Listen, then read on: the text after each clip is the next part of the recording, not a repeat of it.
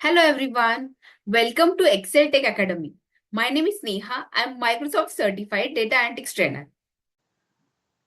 Today we will learn how to use Slicer on the large amount of data. I have employees data that includes date, employee name, designation, basic salary and bonuses. Here now I want to display data for a particular designation. So set the cursor on the data and press the Ctrl T from the keyboard and click on the OK button. Then go to Table Design tab and choose Insert Slicer option and click on the designation and again click on the OK button. So slicers will be displayed over here.